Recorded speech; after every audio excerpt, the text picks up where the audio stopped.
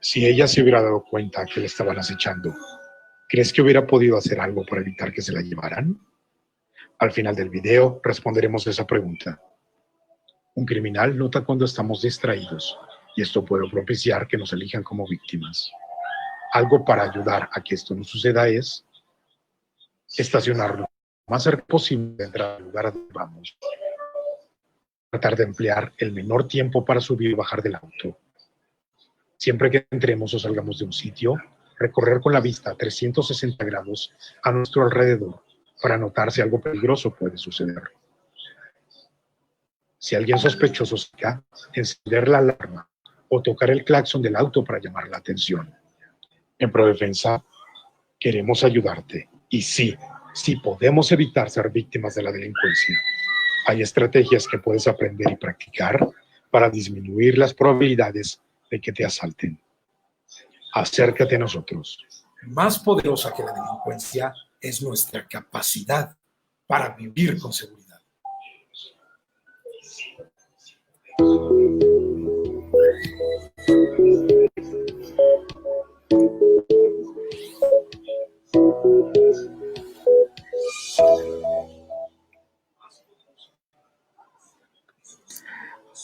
Hola, ¿cómo están? Buenas tardes, noches a todos. Qué gusto, estamos aquí, un gran grupo de neuropsicólogos. Déjenme poner a Sandy, que se me había escondido, pero ya aquí anda.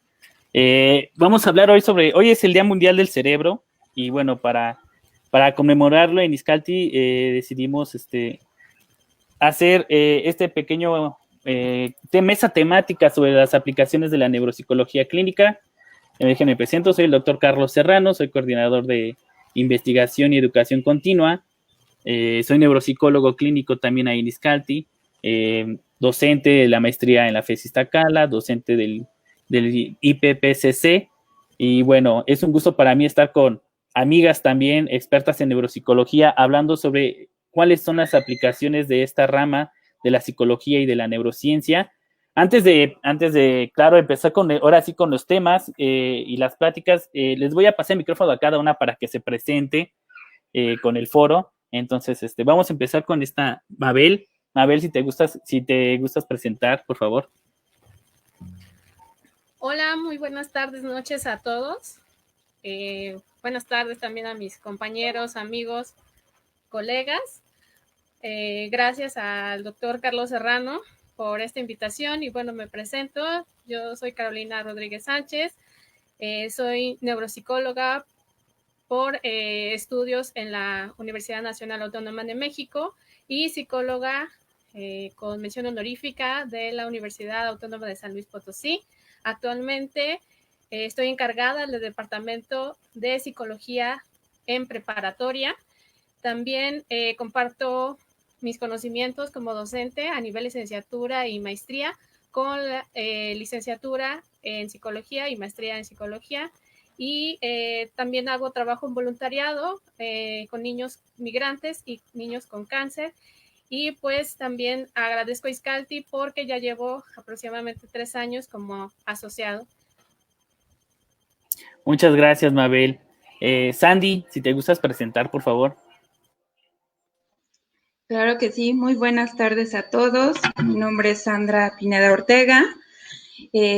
Tengo la maestría en neuropsicología por la UNAM también, licenciatura en psicología y bueno, me he dedicado sobre todo a a trabajar en cuestiones de neurodesarrollo, entonces estoy como metida más en la neuropsicología infantil. Y bueno, aquí estoy como asociada de ISCALTI ya desde hace 8 años.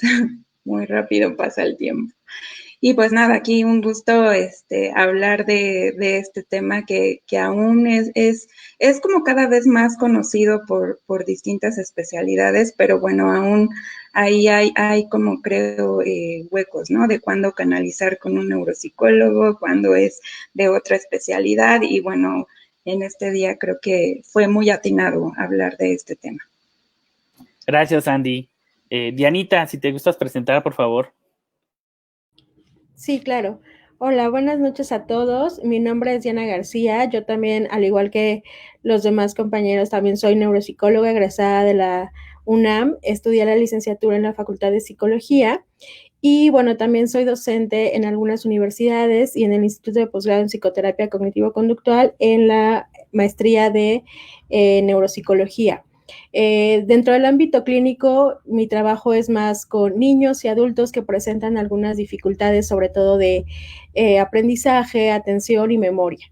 Entonces, dentro de este ámbito me he desarrollado más en trabajar con estos niños y adultos. Y bueno, al igual que Sandra, me da mucho gusto que justamente en este día podamos hablar de un tema tan importante como es la neuropsicología y todas sus aplicaciones. Muchas gracias, Dianita. Y por último, nuestra querida Clau, que creo que es la más pequeñita, la que baja la media de edad en el grupo de neuropsicología. Y miren que todos somos jóvenes, ¿eh? Todos somos jóvenes, pero bueno, Clau, si te gustas presentar. Buenas noches. Como dice Carlos, siempre soy la que arrastra los puntajes. Mi formación es como licenciada en psicología, también por la Universidad Nacional Autónoma de México, en FES Iztacala. También hice los estudios de maestría en neuropsicología clínica. Tengo también un diplomado en tanatología. Y bueno, esta es la parte de mi formación profesional. Respecto a lo que hago, bueno, también soy parte del equipo de neuropsicólogos, un poquito menos de tiempo, pero también estoy ahí. Al igual que Sandy, mi mayor, digamos, especialidad y también incluso afinidad personal es por la parte de neuropsicología infantil, pues todos los trastornos de neurodesarrollo, y también pues me da mucho gusto estar aquí con ustedes. Gracias, Clau. Pues bueno, hemos preparado como una mesa temática. La logística va a ser la siguiente. Hemos preparado algunas preguntas que vamos a desarrollar a lo largo de esta hora. Cada una va a responder una pregunta, va a tener aproximadamente 4 minutos para responderla.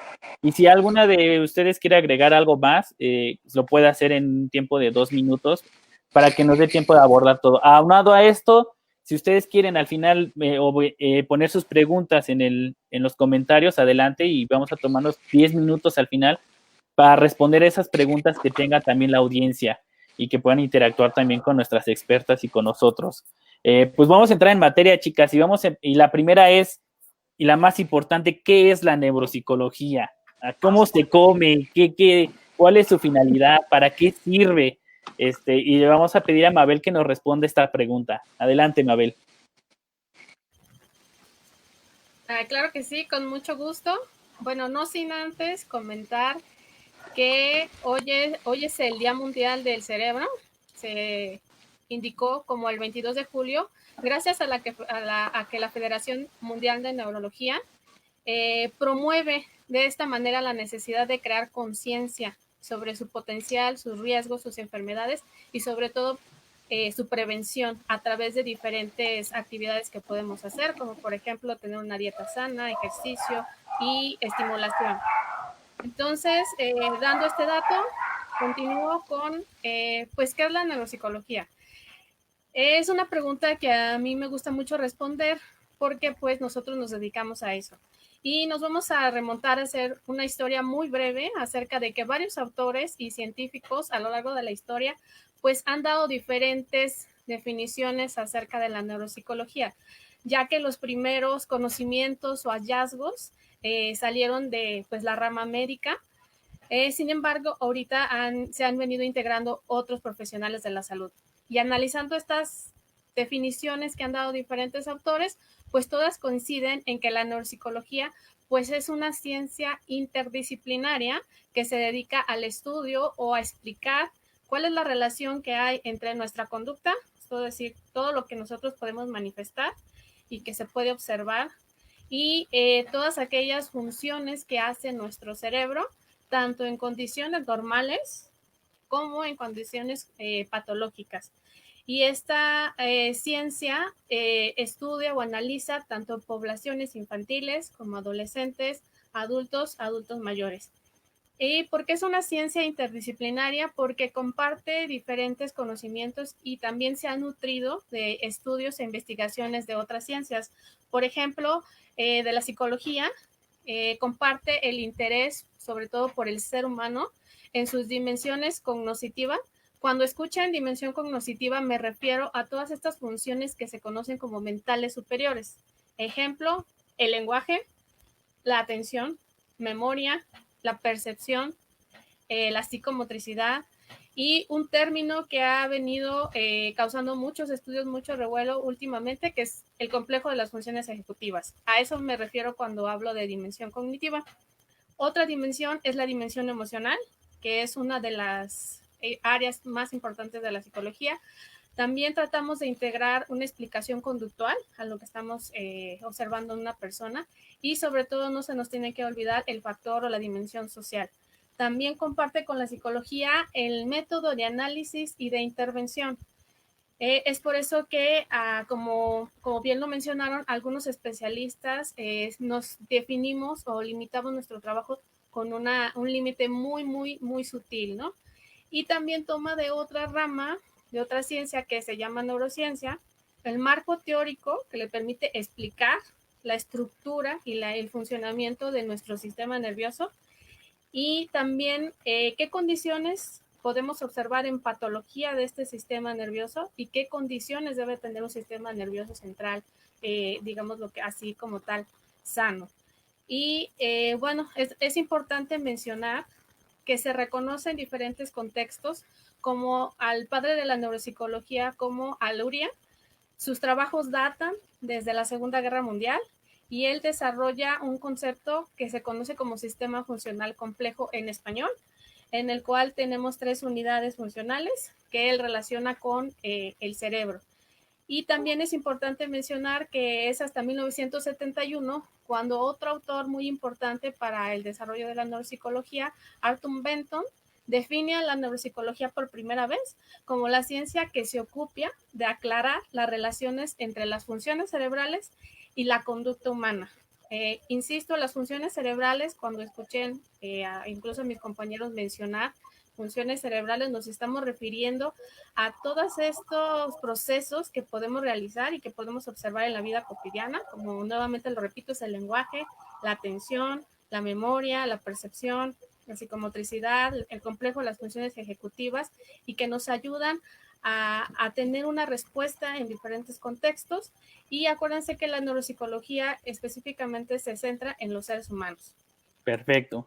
Muchas gracias, Mabel. Entonces, haciendo la neuropsicología, recuerden, es la ciencia que estudia la relación entre el cerebro, la conducta, la cognición y yo diría también las emociones, tanto cerebros sanos como cerebros no sanos o que han presentado algún daño cerebral, pero en muestra humana, nosotros llamamos, ¿no? En personas, ¿no? Porque si no es en personas, sería otra rama. Algo interesante entonces es que la neuropsicóloga, ¿con quién va a trabajar entonces los neuropsicólogos? Sería la siguiente pregunta. La neuropsicología, aparte, tenemos neuropsicología desde el campo de investigación, tenemos la neuropsicología clínica, que es en este caso la que vamos a hablar. Bueno, a eso le voy a pedir a Dianita que nos conteste entonces cuáles son las aplicaciones de la neuropsicología clínica, Dianita. ¿Para qué el neuropsicólogo, para qué está apto para trabajar esta relación cerebro y conducta en las personas? Sí, bueno, en aplicaciones que puede tener la neuropsicología. Sin embargo, voy a hablar aquí como de 4 que son las más puntuales y yéndonos específicamente a la parte clínica, ¿no? Porque como bien lo decía Carlos, también tenemos la parte de neuropsicología o la investigación en neuropsicología. Sin embargo, ahorita para hablar un poquito me voy a centrar en la parte clínica. Y bueno, la primera es la más importante y creo que la que todo mundo conoce o es más conocida, que es la evaluación neuropsicológica. ¿Qué es la evaluación neuropsicológica? Bueno, es el proceso mediante el cual nosotros, mediante test o algunos procedimientos estandarizados, podemos valorar cómo están los procesos cerebrales o los procesos cognitivos de los que tanto hablaba hace un momento Mabel, como lenguaje, atención, etcétera. ¿Cómo están esos procesos cognitivos en las personas?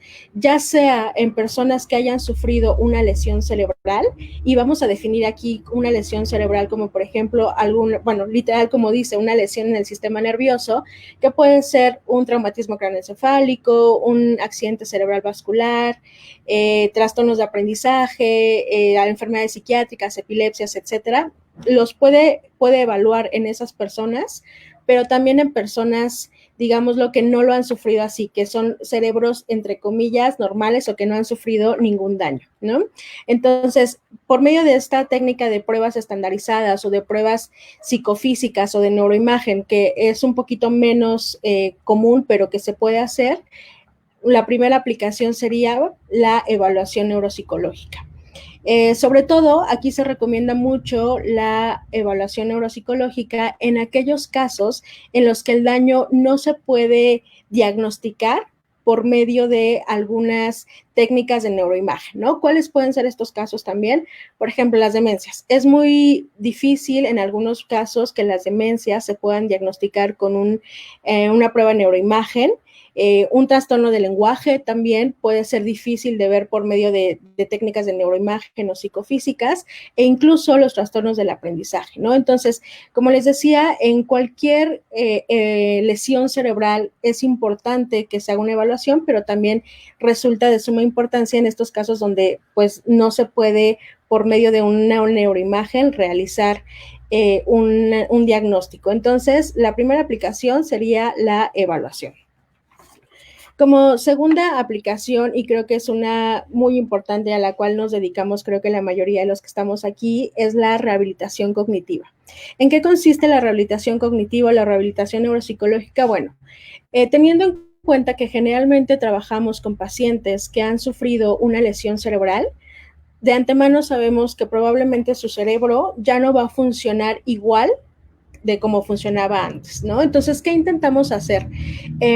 Intentamos hacer por medio de la rehabilitación cognitiva que el cerebro funcione de la manera más adecuada para que el paciente pueda regresar a su vida anterior, a la vida que tenía antes de haber sufrido esa lesión cerebral, ¿no? Nos interesa mucho dentro de esta esfera biopsicosocial que el paciente pueda regresar a lo que hacía anteriormente. Entonces, por medio de algunas técnicas neuropsicológicas, por medio de programas de rehabilitación específicos en las funciones que han sido dañadas con una lesión cerebral, intentamos que el paciente logre llegar a eso. ¿Cómo lo hacemos? Bueno, realizando algunos programas de intervención que son muy específicos y adaptados para cada sujeto, en donde vamos a tomar en cuenta diferentes variables y diferentes factores, como el contexto sociocultural, la parte emocional, la parte cognitiva y sin dejar de lado también la parte del sistema nervioso, la parte psicofisiológica, ¿no? Entonces, esa sería la segunda aplicación que yo puedo acá decirles, que es la rehabilitación cognitiva, y se puede hacer tanto como con adultos, como con algunos niños que han sufrido alguna lesión, e incluso también se puede hacer intervención, ¿no? Que también la intervención se realiza en algunos casos, por ejemplo, en niños que no necesariamente han sufrido una lesión cerebral, pero que debido a algún trastorno del neurodesarrollo, tenemos que intervenir en ciertas áreas para que puedan llegar a un nivel de ajuste. La siguiente parte donde la neuropsicología puede aportar es en la prevención del daño cerebral. Creo que de esto se habla muy poco, en general no es algo que se hable muchísimo, pero la neuropsicología tiene un aporte muy importante desde la prevención primaria, que sería tratar de evitar que las personas tengan accidentes cerebrovasculares o eventos vasculares cerebrales, accidentes de tráfico, la prevención de demencias, la prevención de un estilo de vida saludable, como lo decíamos también hace un momento, conmemorando hoy el Día del Cerebro, incluso prevenir algún tipo de fracaso escolar o el consumo de sustancias, porque bueno, pues porque sabemos que todo esto sin duda va a afectar al cerebro y va a hacer que los pacientes tengan una dificultad cognitiva. Entonces, por lo tanto, tratamos ahí también de hacer como una prevención, desde esta cuestión más de prevenir ciertas cuestiones, y vamos con la última aplicación, que sería la de orientación. En esta parte de orientación, lo que tratamos de hacer es básicamente, como su nombre lo dice, orientar tanto a la persona como a la familia que vive con un paciente con lesión cerebral, qué va a pasar una vez que un paciente tenga una lesión, ¿no? ¿Qué va a pasar? ¿Cuáles van a ser las áreas afectadas, las áreas preservadas? ¿Qué actividades va a poder hacer el paciente? ¿Qué actividades no va a poder hacer dentro del ámbito laboral, académico? También, por otro lado, es importante aquí orientar a la familia, dar como una pequeña solución o ayudar a solucionar algunos problemas que han sido consecuencia o que serán consecuencia de la lesión cerebral. Y por otro lado también determinar el grado de incapacidad de las lesiones cerebrales, ¿no? Entonces, dentro de esta parte tendríamos las 4 aplicaciones, que sería la evaluación, la rehabilitación cognitiva, la prevención del daño cerebral y la orientación a personas y familiares que han sufrido una lesión cerebral. Perfecto, muchas gracias, Dianita. No sé si alguien quiere agregar a esta explicación tan detallada que dio Dianita de las aplicaciones de la neuropsicología clínica. A mí me parece muy completa, las 4 esferas que toca. Recuerden: orientación, evaluación, intervención y prevención, ¿no? Sobre todo cuidar la habilidad cognitiva. Acuérdense, como bien decimos, todo lo que hoy que celebramos el Día Mundial del Cerebro, todo ocurre en nuestro cerebro. Las emociones, la conducta, el pensamiento, todo se origina ahí. Cualquier cosa que pueda afectarlo va a alterar esto. Es importante primero tener una evaluación para saber cómo están estas habilidades. De aquí se deriva con qué ramas podemos trabajar. Los neuropsicólogos trabajamos muy en conjunto con diversas especialidades, y eso nos diferencia de esas especialidades también en ciertos aspectos. A veces nos confunden con neurólogos, con neurocirujanos, neuropsiquiatras, y si no es lo mismo ir al neuropsicólogo que al neuropsiquiatra, ¿cuál es la diferencia? Le voy a pedir a Clau, que ya regresó aquí con nosotros. Yo creo que pagó doble el internet y por eso se nos fue un ratito. Pero bueno, Clau, ¿con qué especialidades trabaja la neuropsicología? Pues mira, hablando un poco respecto a la participación de otros profesionales dentro de la neuropsicología, pues serían todos aquellos profesionales que estén relacionados con el trato del sistema nervioso, ¿no? Entonces, ¿en quién podríamos pensar? En psiquiatras, en neurólogos, en neurocirujanos, en electrofisiólogos, ¿no? Incluso en estas personas que se dedican a hacer neurociencia básica, ¿no? Ya que es una investigación, digamos, un poco más compleja, ¿no? Pero tenemos un gran campo, ¿no? de participación multidisciplinaria. Como decías, de pronto se vuelve un poco complicado, en especial cuando las personas no están relacionadas en estos temas de salud y específicamente la parte de salud mental, ¿no? Pensemos en un PAPI, ¿no? Hace la maestra o la escuela una recomendación de se requiere un tipo de asistencia porque se sospecha que hay trastorno por déficit de atención e hiperactividad. Y entonces, cuando buscamos como familia o como padres de familia esa asistencia, pues siempre tenemos esa duda, ¿no? De, ¿será un psiquiatra infantil el que debería de tratarlo? ¿O lo llevamos al neurólogo porque tiene que ver con el cerebro? ¿O lo llevamos directamente a neurocirugía, ¿no? En este caso no sería necesario, pero dado que no conocemos cómo es en demasía los conceptos, ¿no? Y a qué se dedica cada uno, podemos como confundirnos, ¿no? E incluso programar citas no necesarias.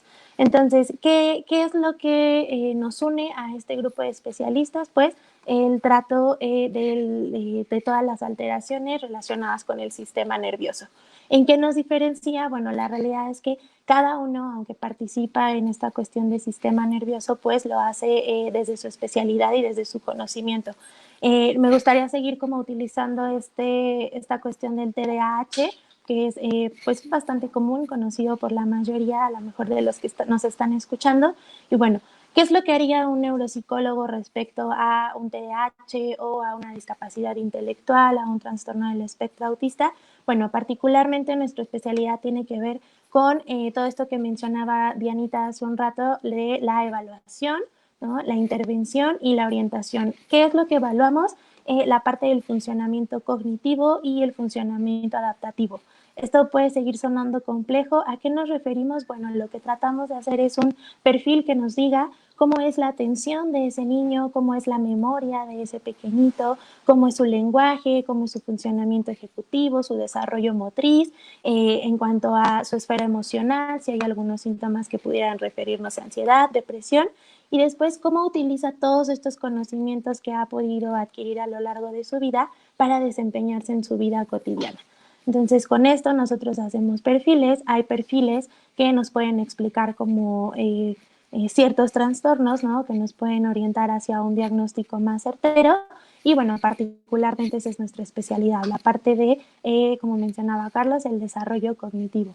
¿Cuál es la diferencia que tendríamos de pronto con los psiquiatras? Bueno, hay muchos psiquiatras que también dominan los temas de cognición, o al menos tienen una idea general de ello, pero digamos que su especialidad más concreta tiene que ver con esta parte farmacológica, ¿no? Eso nos limita a nosotros como neuropsicólogos, a pesar de que sepamos cómo es la interacción de los fármacos con el cerebro y cuál es la función, pues nuestra cédula misma no nos permite poder recetar estos fármacos, ¿no? En este caso el psiquiatra sería directamente el especialista que tiene que hacer este trabajo, ¿no? Entonces ahí vemos la unión de nuestro trabajo como neuropsicólogos con los psiquiatras, pero también la diferencia que hay. Respecto a la neurocirugía, bueno, los neurocirujanos ya son especialistas que se encargan ya de intervenciones de tipo quirúrgico, ¿no? Pensemos en una persona que puede tener un tumor, que tuvo algún accidente automovilístico y se incrustó algún metal o algún vidrio en el cráneo, ¿no? Son cuestiones un poco más complicadas, ¿no? Que requieren de un conocimiento muy amplio en medicina, pero por supuesto no podemos obviar la necesidad de un neuropsicólogo que pudiera evaluar si hay afectaciones cognitivas tras la resección de este tumor o tras la cirugía para retirar estos cuerpos extraños que pudieron haberse incrustado. Entonces vemos que seguimos estando relacionados con los neurocirujanos, pero que no hacemos las mismas cosas. Y finalmente, o bueno, algo que también podríamos como tratar sería esta parte de la electrofisiología, ¿no? Las personas que se encargan de medir la actividad eléctrica de nuestro cerebro. Y bueno, diríamos, bueno, ¿de qué se trata esto? Bueno, en realidad es importante porque medir estas cuestiones de electricidad es relevante porque podríamos estar enfrentándonos a casos de epilepsia, por ejemplo, que podrían decirnos por qué hay alteraciones cognitivas o por qué hay ciertos comportamientos. Entonces también necesitamos de este tipo de, bueno, de estos especialistas que nos puedan asesorar. Si bien nosotros sabemos un poco respecto a las ondas eléctricas, tampoco somos como el especialista, digamos, con la mayor capacitación respecto a esto. Y aquí lo uniríamos con esta parte neurológica, ¿no? Los neurólogos principalmente se encargan de estas dificultades respecto a la patología directa del cerebro. Y bueno, esos son como, digamos, lo que podríamos aportar respecto a con quiénes trabajamos, pero cuáles son las diferencias específicas y así darnos una idea de quién podría ser el especialista adecuado. La realidad es que cuando nos enfrentamos a una patología del sistema nervioso, difícilmente vamos a poder asistir a un solo especialista que nos resuelva el problema completo. Eso Exacto. va a ser muy, muy complicado. Necesitamos de este trabajo no solo multidisciplinario, sino interdisciplinario, en donde haya comunicación entre cada uno de los miembros de este equipo para lograr como el mejor desarrollo de ese paciente. Muchas gracias, Clau. También muy completa la respuesta. Es importante que la gente sepa que nuestro trabajo es, como bien dice, rehabilitar y habilitar en el caso de niños con trastornos del desarrollo a funciones cognitivas que han sido afectadas a partir de un daño cerebral que puede ser adquirido congénito. Pero no nada más yo agregaría, como dice Clau, esto, sino también buscar readaptación, ¿no? A lo mejor hay pacientes que ya por la etiología y la gravedad de su daño va a ser difícil que recuperen un proceso, pero buscar alternativas, ¿no? Estrategias de compensación que permitan readaptarse a la persona a su vida académica, laboral, social, etcétera. Entonces, ya escuchamos qué es un neuropsicólogo, cuáles son las aplicaciones, con quién trabajamos, quién tiene que ir al neuropsicólogo, Sandy, cuándo hay que ir al neuropsicólogo, cuándo hay que llamarlo, cuándo hay que buscar un neuropsicólogo, ¿para qué rayos ir al neuropsicólogo? Bueno, pues después de estas explicaciones, creo que muy atinadas, muy completas acerca de la neuropsicología, podemos ir deduciendo entonces quién debería de ir a un neuropsicólogo, ¿no? En el sentido de que, bueno, debería de ir al neuropsicólogo cualquier persona que sospeche que hay una alteración en sus funciones cognitivas debido a cualquier cosa. Puede ser una patología adquirida en el caso de los traumatismos craneoencefálicos, de accidentes cerebrovasculares, y que creo que es este tipo de lesiones cerebrales las que es muy evidente que hay que acudir con el neuropsicólogo.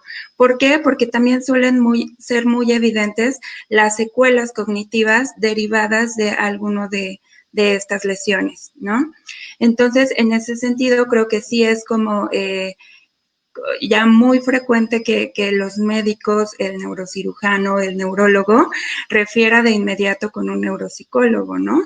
Ya para la parte de rehabilitación, de orientación y, bueno, de todo el manejo que se tiene que hacer también con la familia, ¿no? Para buscar las estrategias a veces que son compensatorias para un tipo de disfunción cognitiva derivada de esta patología, ¿no? Entonces, eso sería por un lado, cuando el funcionamiento cognitivo se vio alterado o se vio afectado por alguna cuestión, ¿no? Algún tipo de lesión. Y bueno, también por otra parte hablaban como más de la aplicación en personas normales, por así decirlo, en donde a lo mejor no hay una patología bien definida. Pero si hablamos de que una de las aplicaciones de la neuropsicología es justo la evaluación neuropsicológica, que permite obtener perfiles cognitivos en los que es posible determinar por ejemplo, los puntos fuertes, ¿no? Las fortalezas, cuáles serían como las habilidades más desarrolladas en una persona, también nos permite definir cuáles serían los puntos débiles, ¿no? O sea, lo que está menos desarrollado. Todo eso lo podemos observar a través de un perfil cognitivo. Entonces yo diría que también serían todas las personas que por alguna situación estén interesadas en conocer ese perfil cognitivo, ¿no? Por ejemplo, para saber un niño cuáles serían las estrategias educativas más eficaces en un individuo en específico, ¿no? Porque sabemos que cada niño, por ejemplo, aprende de formas diferentes. Entonces, ahí sería otra área de interés, ¿no?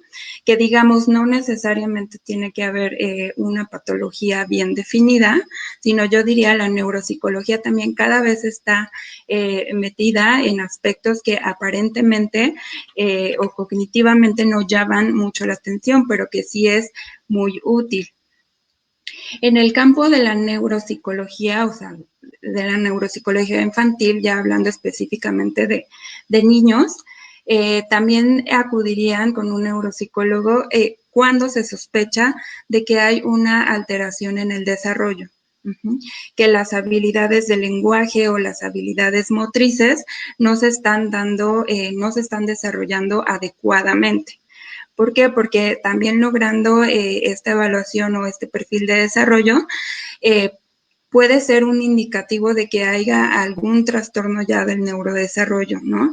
Y que se pueda diagnosticar de manera temprana. Entonces, ese también sería una aplicación muy importante o una cuestión de alerta de si los papás detectan algunas cuestiones en el desarrollo. Entonces, de inicio creo que tendría que ir con el neuropsicólogo.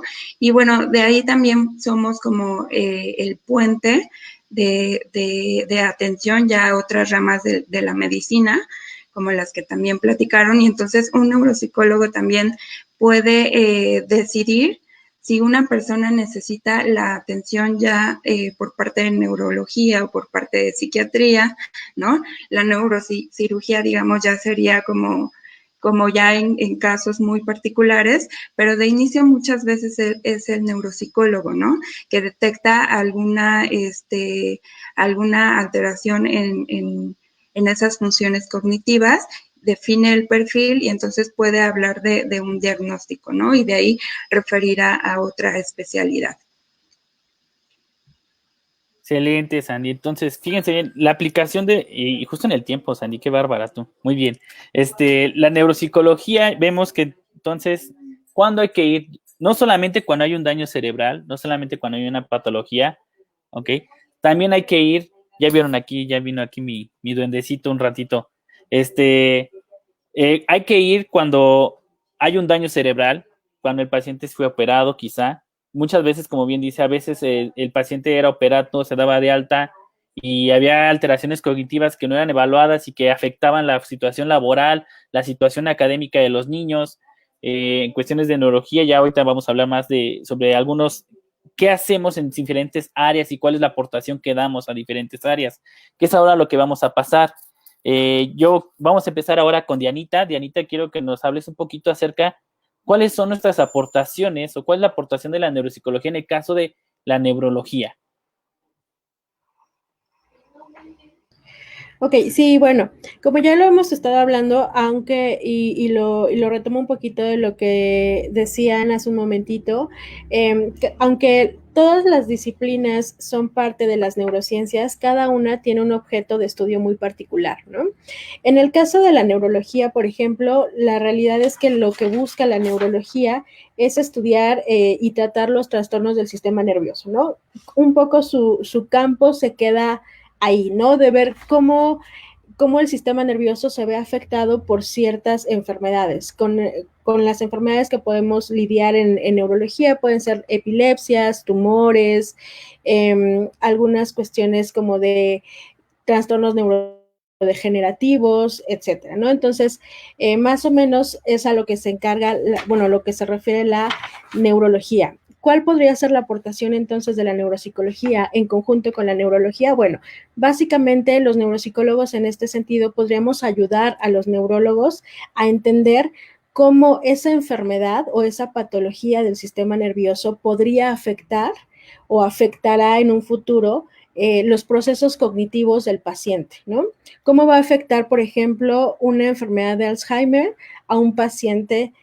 Cómo va a afectar su memoria, su lenguaje, etcétera. En el caso de los niños, por ejemplo, como un tumor que se localiza en cierta área del cerebro va a afectar su aprendizaje o va a afectar su atención o no la va a afectar, ¿no? Entonces es un poco como poder ayudar en este sentido a los neurólogos a determinar hasta qué punto esa enfermedad del sistema nervioso va a extrapolarse a la conducta o a los procesos cognitivos de los pacientes. Hace un momentito también Carlos hablaba acerca de las emociones, ¿no? No solamente también como neuropsicólogos nos dedicamos a la parte de cognición únicamente, lenguaje, atención, memoria, etcétera, sino también cómo esas enfermedades del sistema nervioso podrían afectar las emociones y el comportamiento tal cual de los pacientes. Entonces, podríamos ayudarles por medio de ciertas valoraciones o evaluaciones, a ver en ese momento y a largo plazo cómo podrían afectar la vida de un paciente.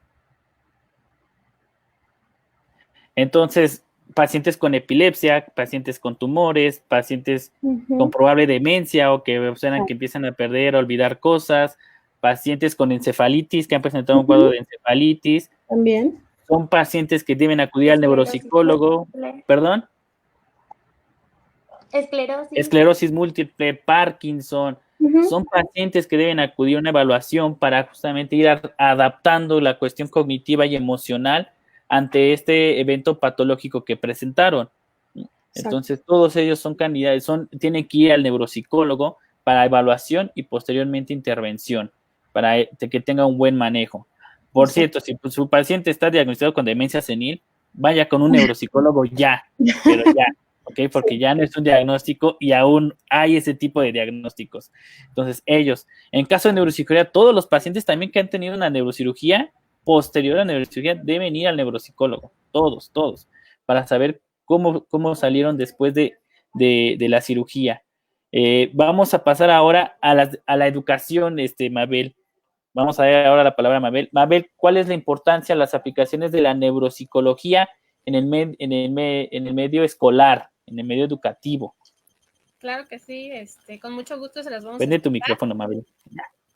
Y bueno, antes de empezar a hablar acerca de la relación entre la neuropsicología y la educación, y un poquito complementando la pregunta que le hicieron a la compañera Claudia, también es importante que los neuropsicólogos diferenciemos nuestro trabajo, por ejemplo, del maestro de educación especial, del terapeuta del lenguaje e incluso del terapeuta físico. También trabajábamos con ellos, pero en este caso, por ejemplo, el maestro de educación especial va a dar este acompañamiento desde el punto de vista pedagógico a aquellos chicos, adolescentes, niños que sean identificados con algún trastorno del aprendizaje o con alguna discapacidad.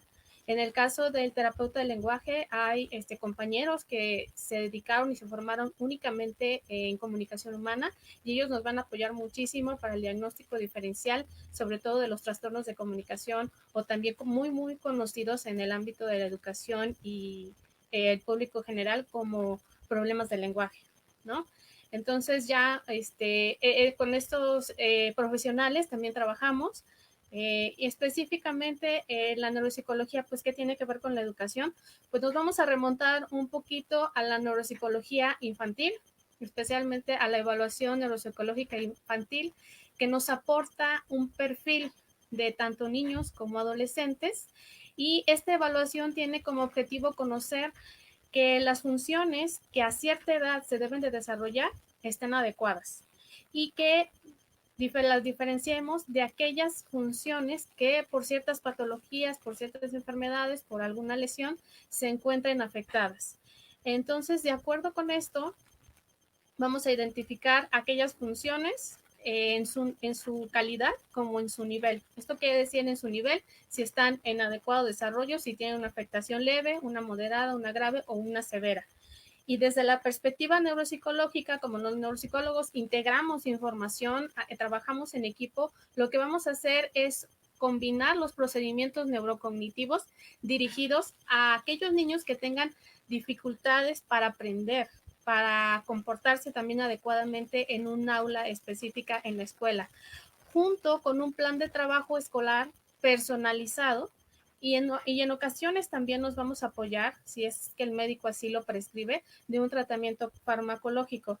Esto es con el objetivo de ofrecer al niño, a su familia, también a los docentes que están trabajando con ellos, un resultado óptimo y un pronóstico a largo, mediano y corto plazo muy favorable para que pueda acceder a los conocimientos de acuerdo a su edad y grado escolar. Y bueno, es importante hablar de un término que actualmente se ha escuchado mucho, que es la neurodidáctica. Acuérdense que la neuropsicología parte de la neurociencia conductual y que la neurodidáctica a su vez también retoma ciertos conocimientos tanto de la neuropsicología como de la psicología educativa y de la neurociencia para desarrollar y aplicar metodologías que optimicen el aprendizaje en el aula. Y esto da una respuesta a aquellos papás que nos dicen, bueno, es que si mi hijo no tiene ningún trastorno, ninguna lesión, afortunadamente, entonces para él no es la neuropsicología ni la neurociencia. Claro que sí, porque a ellos les podemos ofrecer esta parte de estas ciencias, estas aportaciones, para que puedan optimizar su aprendizaje en el aula. Y bueno, la neurodidáctica a grandes rasgos es, como bien lo mencioné, aplicar metodologías nuevas, innovadoras que optimicen el aprendizaje en el aula, pero se basa en 4 premisas importantes en investigaciones tomadas de las ciencias y de otras disciplinas que acabo de mencionar. Una de las premisas es la plasticidad cerebral. Esto quiere decir que un cerebro o nuestro sistema nervioso posee la capacidad de adaptación a lo largo de toda su vida, sobre todo en la etapa infantil y adolescente, con una estimulación adecuada para generar nuevas conexiones neuronales. Otra de las aspectos importantes que retoma la neurodidáctica son las famosas neuronas espejo, Este grupo de células nerviosas de nuestro cerebro se activa cuando observamos cómo otras personas realizan una acción y nos permite no solo imitar comportamientos, sino entender qué le ocurre a las personas que tenemos a nuestro alrededor, y con esto también podemos en los chicos, tanto muy pequeños como adolescentes, pues tener estas aprendizajes que le conocen como significativos en el ámbito educativo.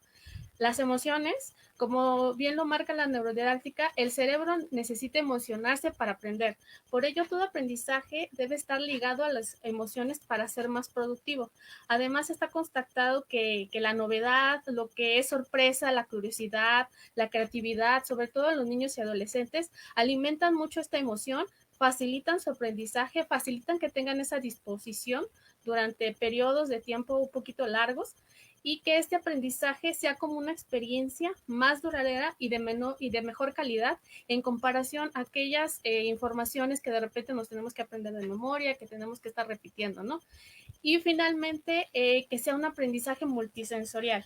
El cerebro aprende mejor si se le estimula mediante sus 5 sentidos. No hay que limitarlo, al contrario, hay que saber específicamente qué estímulos podemos combinar para que esta recepción de la información no sea únicamente a través de un sentido, sino que sea multisensorial, y que también le ayudemos a los chicos a que puedan integrar información y posteriormente, cuando su desarrollo les permita, tener una reflexión acerca de esa información que están aprendiendo.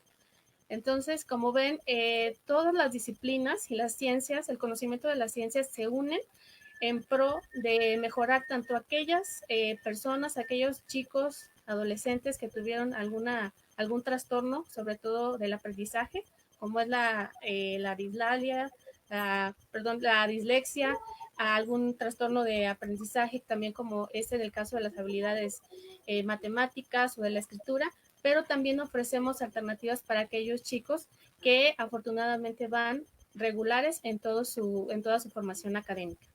Perfecto. Muchas gracias, Mabel. Muy completa tu respuesta también. Entonces, la importancia en la neuropsicología de medio educativo es diseñar, o a través del paciente, de esta evaluación, identificar cuáles son fortalezas y debilidades, para a partir de ahí también diseñar programas que permitan potencializar tanto su desempeño académico, como también identificar trastornos de desarrollo que pueden afectar al desempeño académico. Hablemos del trastorno por déficit de atención e hiperactividad, dislexia, discalculia, disgrafia, que muchas veces pasan desapercibidos y ya llegan con nosotros cuando tienen como 12 años, 11 años y ya vienen arrastrando muchas dificultades. Los trastornos de desarrollo son un dato o un trastorno psiquiátrico. Vamos a darle la palabra a Sandy para que nos hable acerca de las aportaciones de la neuropsicología en la psiquiatría. Muchas gracias. Pues bueno, creo que para hablar de la aplicación de la neuropsicología a la psiquiatría, a lo mejor como señalar un poco la diferencia entre neurología y psiquiatría. O sea, es importante decir pues que ambas son especialidades de la medicina, y que la neuropsicología es más una especialidad de la psicología, ¿no? Por lo tanto, bueno, sabemos que los neuropsicólogos no damos un tratamiento farmacológico, por ejemplo. Y entonces, ya hablando del campo de la medicina, se encuentra también la psiquiatría, que tiene que ver con el estudio y el abordaje de las funciones superiores o funciones psicológicas superiores, que digamos que están más relacionadas con una alteración del sistema nervioso, pero más a nivel funcional, mientras que la neurología a lo mejor tiene una relación más definida con una localización o con una patología neurológica bien definida y con bases neuroanatómicas, ¿no?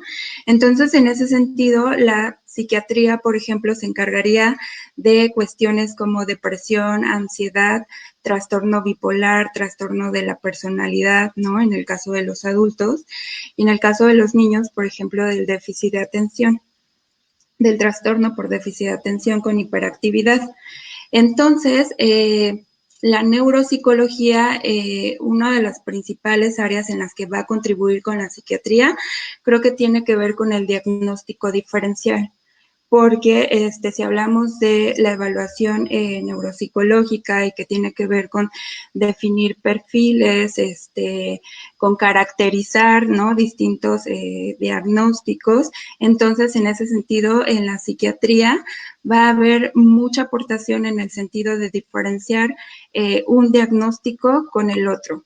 Por ejemplo, hablando de un trastorno depresivo, ¿no?, una distimia, por ejemplo, vemos que existe a lo mejor características similares con el TDAH, ¿no?, en el sentido de que a lo mejor puede haber problemas de concentración, problemas de memoria, de velocidad de procesamiento. Entonces, la neuropsicología va a ayudar a diferenciar estas características y a ayudar mucho a un diagnóstico, ¿no?, y a un diagnóstico diferencial. Otra de las aportaciones es ver qué tanto un tratamiento farmacológico está favoreciendo, está ayudando o no a lo que debería de ayudar, ¿no? Y pasa mucho con el TDAH también, que se empieza a dar medicamento y entonces al hacer una evaluación neuropsicológica después de ese tratamiento o incluso después de una intervención terapéutica, también se puede valorar el impacto de este tipo de intervenciones, ¿no? Entonces, en el sentido psiquiátrico, nos puede hablar de si una intervención está siendo adecuada o está favoreciendo y en qué aspectos está favoreciendo, ¿no?, a nivel cognitivo y a nivel emocional. Entonces, en el campo de la psiquiatría, esos serían las principales áreas y sobre todo, pues lo que ya decíamos en la parte de la intervención, ¿no? Porque en todos estos trastornos psiquiátricos, pues también se ven afectadas entonces esas funciones cognitivas y que mediante una intervención se pueden favorecer y por lo tanto hablar de un mejor pronóstico tanto a corto como a largo plazo, ¿no? Que sabemos que en los trastornos psiquiátricos requieren esa intervención por periodos largos de tiempo. Entonces, muchas veces un programa de intervención neuropsicológica va a potenciar mejor la intervención de otros rubros, ¿no?, como el farmacológico e incluso el psicoterapéutico, ¿no?, que también muchas veces son esas tres áreas de intervención: medicamentos, psicoterapia y ya una intervención en aspectos cognitivos, ¿no?, o de corte neuropsicológico. Perfecto. Muchas gracias, Sandy. Bien, muy completo. Un psiquiatra va a trabajar con las cuestiones emocionales, va a dar el tratamiento psicofarmacológico, pero también a veces hacemos cuando trabaja el neuropsicólogo y el psiquiatra se hace un trabajo completo y excelente para los pacientes. Se ve, varios estudios muestran que hay mayor eficiencia cuando se combinan estos dos para los pacientes, y no solo los pacientes, también los familiares, ¿no? Seguramente nos da tiempo de tocar el tema, pero el cambio que vive la familia cuando hay un paciente con daño cerebral es muy fuerte y se va a ver impactado no solamente el paciente, sino también toda la familia. Ahora, vamos a pasar dentro de estos trastornos psiquiátricos está la discapacidad intelectual. La discapacidad intelectual, que empieza a ser también una cuestión de estudio también de la neuropsicología, y últimamente la hemos visto más inmersa en la genética, ¿no? La genética, que a final de cuentas hay un papel importante de nosotros como neuropsicólogos en esta área, que había sido poco estudiada, pero que ahora Claudia, que ya estuvo prácticamente todo un año en servicio de genética, nos va a poder hablar mejor de cuál es la aportación tan importante del neuropsicólogo en la genética.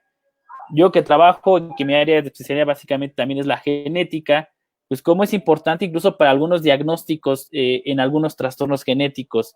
Claudia, ¿nos puedes hablar un poquito más acerca de la aportación de la neuropsicología a la genética, por favor? Claro. Bien, hablar únicamente de la aportación de la neuropsicología a la genética sería, digamos, coronarnos demasiado. En realidad la aportación es siempre bidireccional, ¿no? Tanto la genética siempre nos está enriqueciendo un montón a esta parte de neuropsicología, como nosotros podemos aportar. ¿A qué se refiere esto? Bueno, Sandy, Diana y Carlos, ¿no? Todos han mencionado cosas respecto a los trastornos y también Sandy nos mencionaba las enfermedades.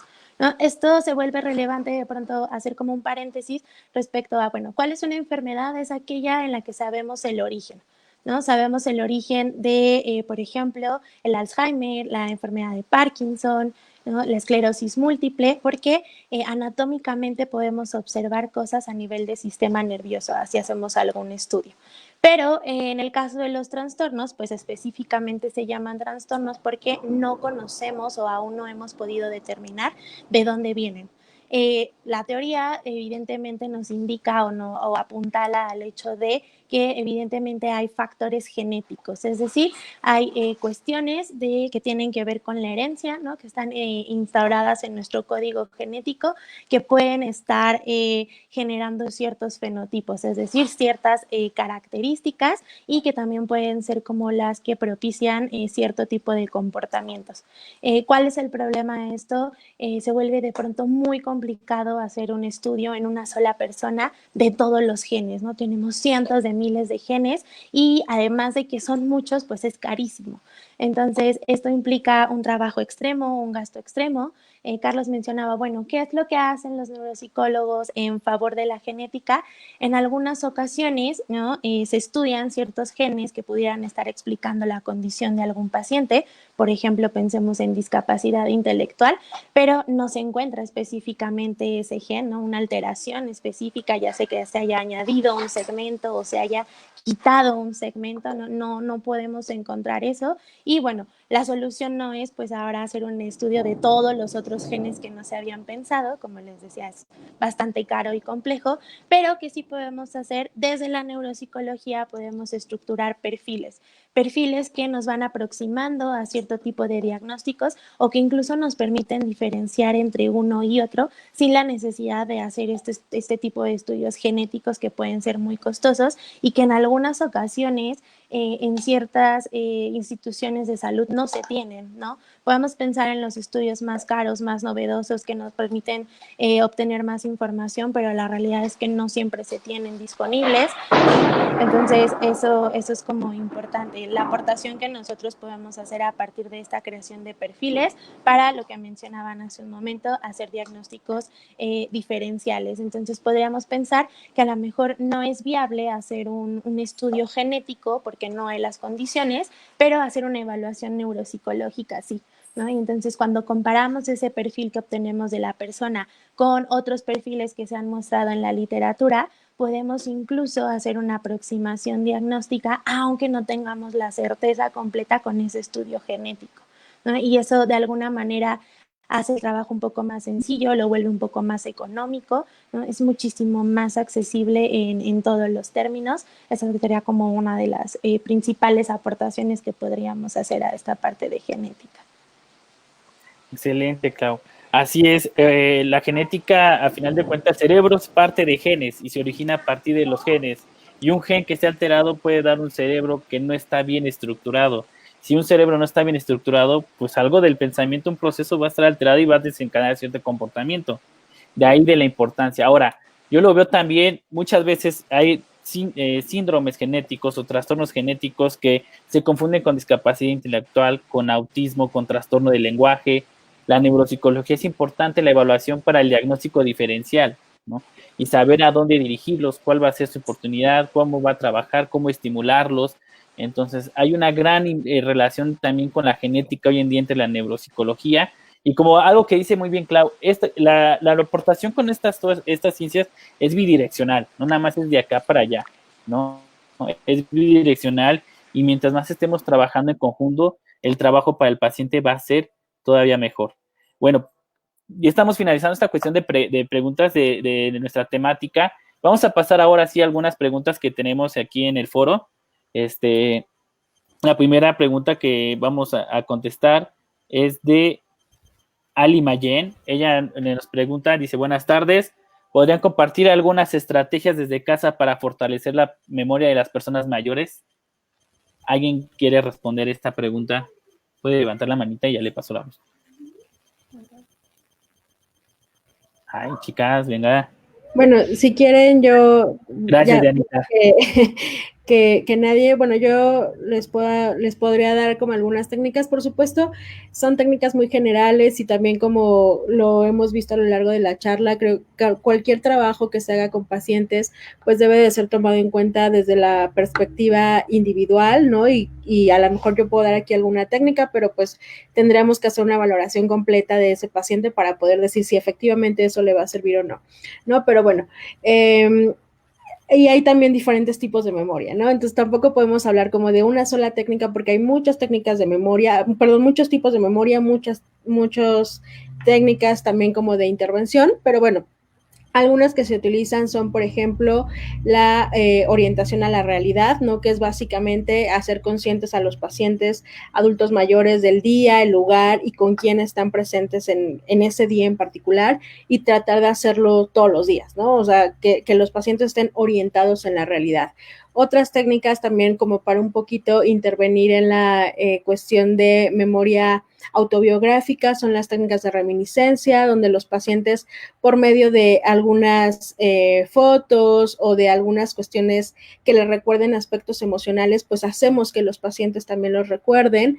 En el caso, por ejemplo, de cuestiones de memoria más específicas, como puede ser que los pacientes recuerden algo como lo que llamamos la memoria prospectiva, pues existen muchas técnicas que generalmente llamamos técnicas o recursos externos, ¿no? Donde los pacientes, por medio de ciertos dispositivos, por ejemplo, ya sea hoy que contamos con los celulares, pues pueden poner una alarma y se pueden acordar de cierta cosa o trabajo que tengan que hacer. Existen también algunas pulseritas que nos ayudan, por ejemplo, a hacer como quitar alguna parte cuando ya hicimos algo y así recordar que sí lo hicimos, ¿no? Entonces, bueno, están esas. Y también por otro lado, bueno, ya yéndonos también a una parte de memoria más explícita, digámoslo así, pues lo que podemos hacer son también, dependiendo ya del tipo de paciente y del tipo de las dificultades que tenga, pero lo que podemos hacer es también leer noticias, por ejemplo. Otra cuestión también es hacer por medio de las dificultades que tengan, hacer como algunos llamados acrónimos, etcétera. No existen como muchas técnicas, decir solamente una sería difícil porque tendremos que saber para qué tipo de memoria y para qué tipo de paciente, pero bueno, esas son algunas de las que se pueden compartir como de manera general. Perfecto, muchas gracias, Anita. Así es, siempre recuerden que es importante hacer una valoración para saber cuál es la estrategia que mejor le va a funcionar a su paciente. ¿Quién de ustedes realiza evaluación e intervención a niños en etapa de la escolaridad básica? Pregunta Gaby Andoana. Que los 5, ¿no? Hacemos este tipo de evaluación. Entonces, la mayoría hacemos evaluación para niños, escolaridad básica, el preescolar, adolescentes. Entonces, cualquiera puedes llamar al teléfono que sale en tu pantalla, 53 42 22 03, y agendar cita con cualquiera de nosotros. Bueno, algunos estamos en ciertas sedes, ¿no? Sandy, ¿en dónde estás? Yo estoy en Clavería. Gracias. Por el momento nada más. Gracias. Clau está en Interlomas y Coajimalpa. Dianita. Ahí estás apagado tu micrófono, Dianita. Perdón, en Clavería también. Perfecto. Mabel está en Querétaro. No sé si estés viendo pacientes allá en Querétaro, Mabel, pero Mabel está allá en Querétaro. Es como es la que atiende a todo el interior de la República. Estamos en el Bajío. Está en el Bajío. Y está Lucero que no pudo estar, que también es parte de este equipo de neuropsicólogas, ajá, o neuropsicólogues. Es parte, no pudo estar con nosotros hoy, pero ella está en Lomas Verdes también atendiendo pacientes. Ella es muy buena, por cierto, en trastornos específicos del aprendizaje. Entonces, pueden llamarnos y cualquiera de nosotros atendemos esa población. Otra pregunta por aquí es déjenme ver, preguntan sobre la ansiedad, que si es patológica la ansiedad. Si es patológica cuando ya afecta sobre todo tu vida adaptativa, ¿no? Cuando ya tu vida adaptativa se está viendo afectada por la ansiedad, es que ya es una cuestión patológica que debes atender. Quizá aquí yo primero te ve con un psicoterapeuta, no con un neuropsicólogo, sino un psicoterapeuta que pueda trabajar esta cuestión de la ansiedad. Y bueno, pero sí, es una patología cuando ya afecta sobre todo tu vida adaptativa. Ali Mayen pregunta, especialistas o neurólogos en personas adultas mayores comentan que es erróneo hablar de demencia senil, toda vez que la demencia la puede sufrir cualquier persona sin importar la edad. ¿Alguien gusta responder esta o gustan que yo la responda? Bueno, si quieres yo empiezo y me Perfecto. complemento. Es importante que también mencionemos que la neuropsicología actualmente está tratando de diferenciar en aquellos adultos mayores lo que es el envejecimiento normal y el envejecimiento patológico. Todos nosotros, conforme avancemos en edad, tenemos un perfil cuando somos adultos jóvenes. Posteriormente ese perfil alcanza como un máximo de desarrollo, de funcionamiento, y es por eso que se nota, ¿no?, en la independencia económica, emocional, en todos estos ámbitos de nuestra vida. Ese perfil, por naturaleza, se va a ir deteriorando. Hay envejecimiento normal, que es aquellas personas que siguen teniendo un funcionamiento adecuado, a lo mejor un poquito más lento en cuestión de velocidad de procesamiento, a lo mejor un poquito más disminuida la memoria, la atención. Sin embargo, se considera normal. Y vamos a hablar del envejecimiento patológico, que empieza con un deterioro cognitivo leve, en donde vemos una disminución sobre todo de la atención, de la memoria, de la velocidad de procesamiento, y permanece sobre todo el lenguaje.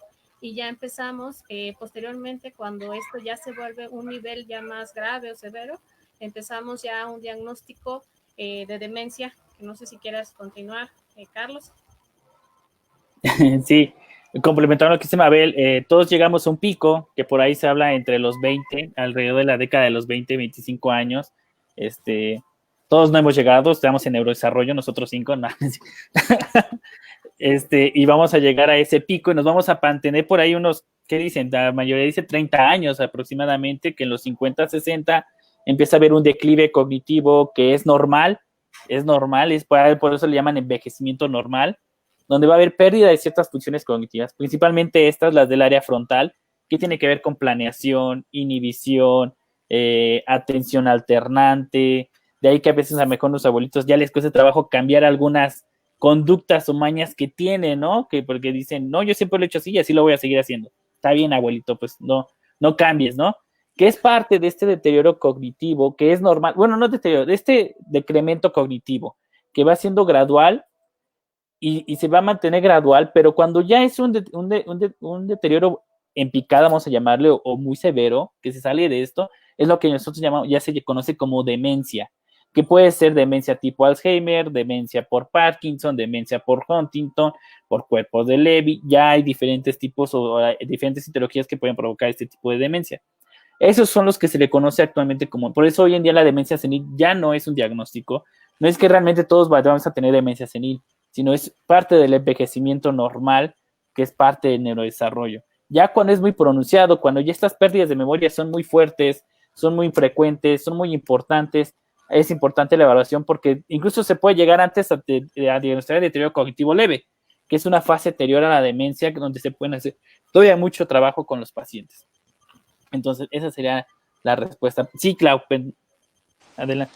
Creo que también sería importante mencionar respecto a la actualización de los términos, ¿no? El nuevo sistema de clasificación nos habla de un trastorno neurocognitivo mayor o menor, también para que de pronto si la gente que nos está viendo lo lee, ¿no?, lo escucha, sepa que se están refiriendo a esta parte de la demencia, ¿no?, pero que ha evolucionado en cuanto al término, ¿no? Entonces, que prácticamente nos estamos refiriendo a lo mismo, pero con una etiqueta un poco más nueva o más actualizada.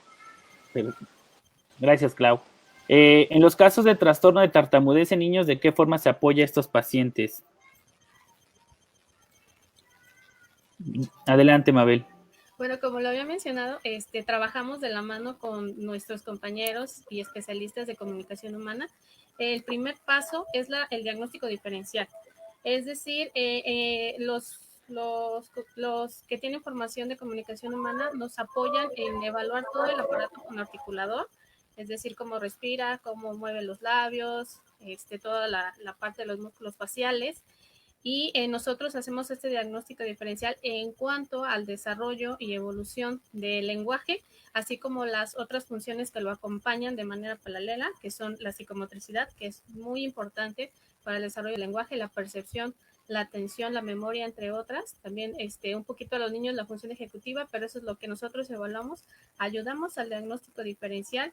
Si es necesario, hacemos una intervención en equipo, en donde el terapeuta del lenguaje trabaja nuevamente todo lo que acabo de mencionar a través de su exploración.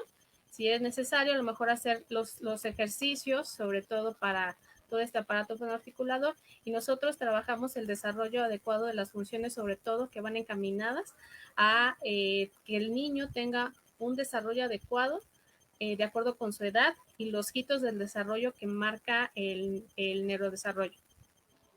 Perfecto, gracias, Mabel. Dime, sí, Sandy, adelante. Bueno, nada más para complementar un poquito. También creo que valdría la pena explorar el componente emocional, ¿no? Porque, bueno, hemos hablado mucho como de las distintas ramas de la medicina, de especialidades con las cuales trabajamos de manera multidisciplinar, pero creo que nos falta señalar que también trabajamos con especialistas ya en el área de psicología, ¿no? Y que creo que es lo que se ha hecho mucho en ISCALTI y que a mí en lo personal es lo que me agrada, porque en ISCALTI también hay muchos especialistas más de la cuestión emocional, ¿no? Psicoterapeutas individuales, infantiles, familiares, y que eso también es un trabajo que realizamos continuamente con ellos, ¿no? Entonces, creo, ahorita me vino la idea por la cuestión de la tartamudez, ver también si existiría un componente emocional y si es necesario referir con uno de estos especialistas, ¿no? E incluso en ISCALTI muchas veces trabajamos las dos áreas, ¿no? Tanto el aspecto neuropsicológico como la parte de psicoterapia, que es más cuestiones emocionales. Perfecto, muy buen aporte, Sandy. Así es, hay un equipo completo de profesionales en psicología, especialistas y maestrías certificadas y basadas en evidencia. Entonces, y es cierto, trabajamos tanto la cuestión emocional como la parte neuropsicológica. Entonces, en tartamudez, claro, puede haber una esfera emocional que esté afectando, pero también hay una tartamudez del desarrollo. Es una realidad, alrededor de los 3 años, que cuando los niños quieren hablar y juntar todas las palabras, se empiezan a trabar, pero que la van a superar poco a poco.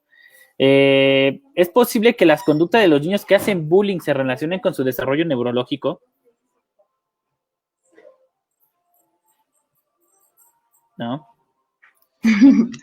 Pues yo vería, claro que es posible, ¿no? O sea, toda la cuestión de la conducta y del comportamiento, pues puede tener una base neuropsicológica, yo diría, porque pues al final la conducta, que es lo que observamos, pues tiene base en un desarrollo neurológico. Entonces, hablando de los niños que hacen bullying, pues a lo mejor valdría la pena explorar pues control inhibitorio, ¿no? Capacidad de anticipación, flexibilidad mental, no sé, una serie de cosas que pueden o no estar asociadas a una conducta de este tipo. Así es, hay que explorar presencia de déficit de atención, no se me ocurre, aunque parece ser que el paciente con TDAH muchas veces es más buleado que el que bulea, pero bueno, son estadísticas y claro, hay que hacer una valoración para ver cómo está, qué puede explicar este comportamiento, y la evaluación neuropsicológica puede o confirmar o descartar que se deba a un trastorno del neurodesarrollo. ¿Cuáles son las cualificaciones académicas que necesita un neuropsicólogo para ejercer su profesión en México?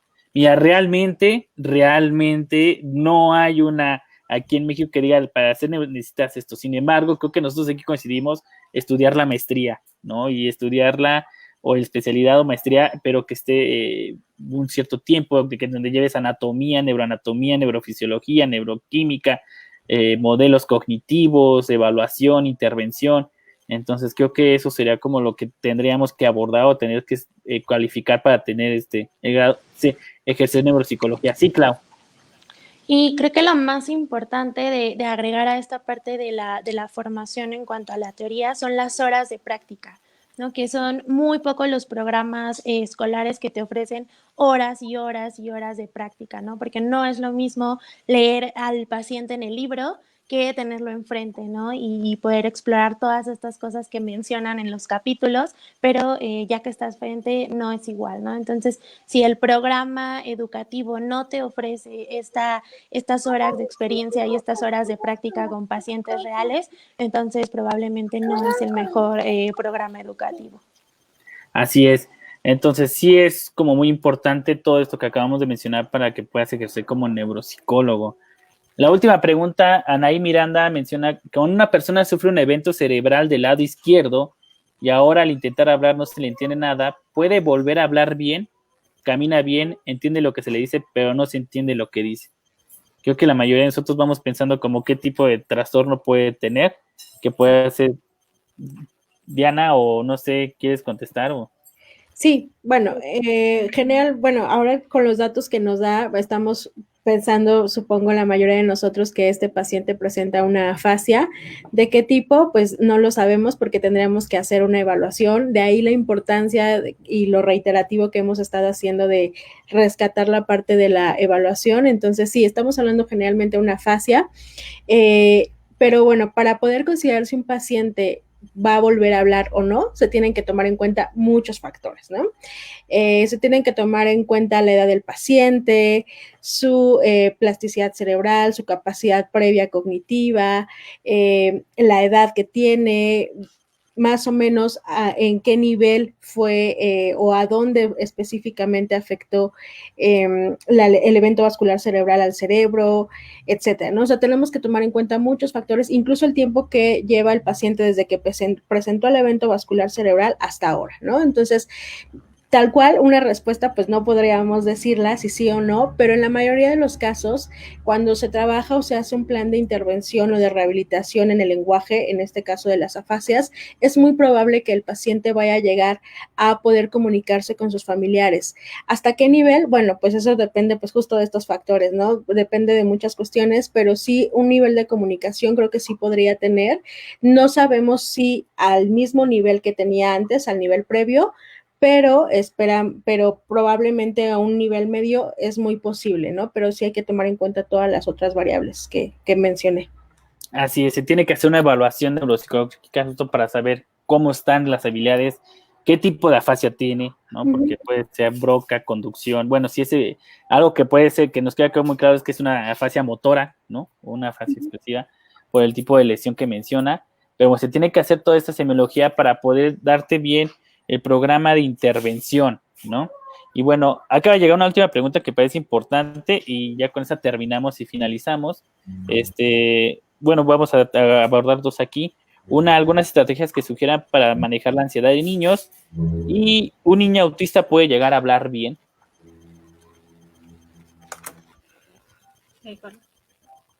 ¿Quién quiere responder cuál? Yo la de autismo. Bien. Dale, Clau. Sí, ¿lista?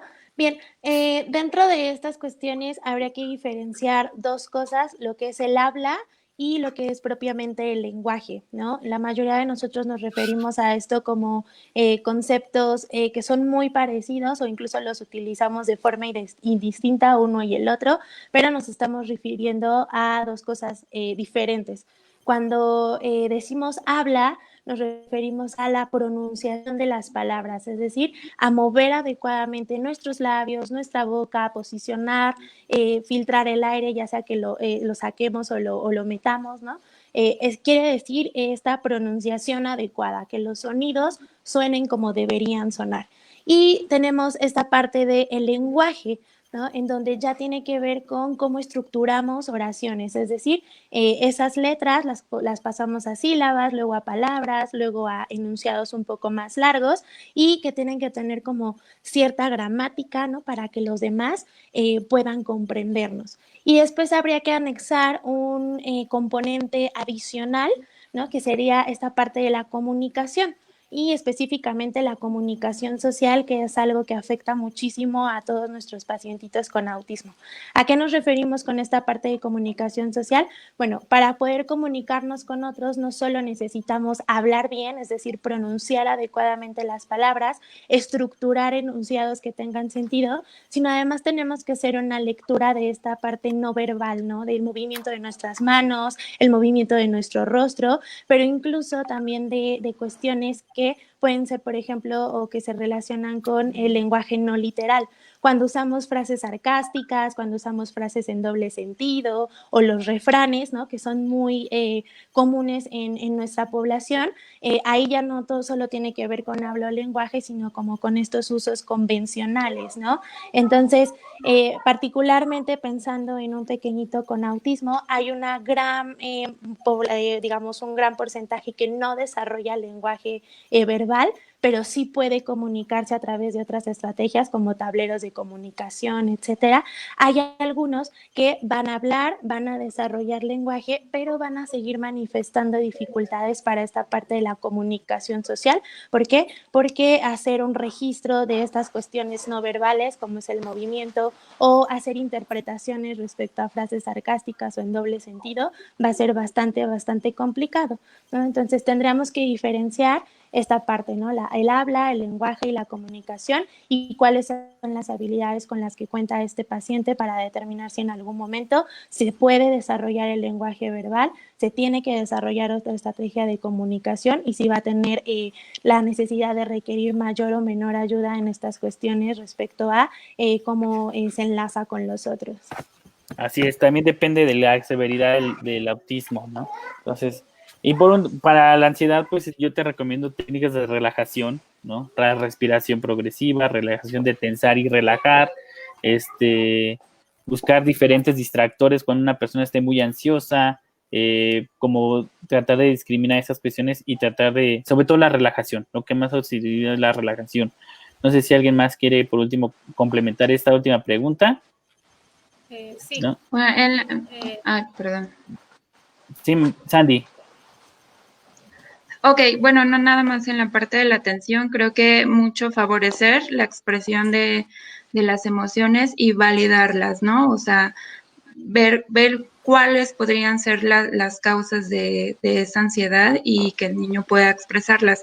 También me parece que Lupita hizo un live de ansiedad en niños, entonces podrían como escucharlo para que ella puedan ver estrategias más completas o más específicas, ¿no? Desde el aspecto emocional. Así es. Entonces pueden buscar a el live de Lupita que está muy ad hoc para esto. Pues estamos terminando. Muchas gracias a las 4, perdón, por su tiempo. Gracias a toda la gente que nos acompaña. Recuerden que estamos en Izcalti, 5342-2203. Los 5 estamos atendiendo. Pacientes, ya recuerden, sean niños, adolescentes, adultos, pacientes con un tumor, con un daño cerebral, pacientes que tengan sospecha de un trastorno del aprendizaje, autismo, dislexia, disgrafia, TDAH. Entonces nos pueden encontrar ahí en Izcalti. Gracias a toda la gente que nos acompaña, a nuestros alumnos, creo que hay varios que son nuestros alumnos, otros tantos familiares, otros tantos pacientes, por ahí creo que hay un paciente mío. Es un gusto, cuiden mucho su cerebro, es el único que tienen, entonces cuídenlo. Hoy es el Día Mundial, por eso no van a tener otro cerebro. El termómetro no mata neuronas, hay otras cosas peores que matan neuronas, créanme. Entonces, cuídenlo mucho, porque es muy difícil y no vamos a volver a tener otro. Muchas gracias, chicas. No sé si quieran despedirse algo antes de dar por fin este live. Sí. Nuevamente muchas gracias a todos nuestros espectadores por su tiempo, por acompañarnos y como bien lo mencionaron, hay que tener una cultura de prevención. En nuestro país es como ya tengo algo, es cuando recurro a un especialista a buscar la explicación, ¿no? Entonces, acuérdense de prevenir. Es importante mencionar que nuestro cerebro a lo mejor no manifiesta en un primer momento, o todas sus funciones no se manifiestan como si tienen alguna enfermedad, algún trastorno, sino cuando ya está un poco más avanzado en algunas ocasiones y pues únicamente tienen cuidados o algunas alternativas, ¿no? Entonces los invitamos a que desarrollen esa cultura de prevención y sobre todo la fomenten en nuestros niños, en nuestros adolescentes. Y pues bueno, cualquier duda, comentario, pues estamos aquí los especialistas y nuestros compañeros en Iscalti. Muchas gracias. Sí, algo pasó con la transmisión que se cortó, no sé por qué. Aquí dice que todavía está en vivo, pero bueno. Sí, pero creo que ya no. No está saliendo, nos están viendo. Pero queda grabada y esperemos que hayan ponido estas bonitas palabras que dijo Mabel. Y si no, se las ponemos en el muro y se las grabamos después. Pues muchas gracias a todos y nos vemos pronto. Déjenme ponerles aquí nada más que se cortó la transmisión. Se cortó. Y nadie nos avisó. No, bueno, pero no sí. Como a la... Pero apenas, o sea, fue cosa como de 30 segundos. Fue cuando tú estabas cortando, Carlos, cuando ahí se tronó, aquí se acabó la transmisión porque me mandaron un mensaje de qué pasó.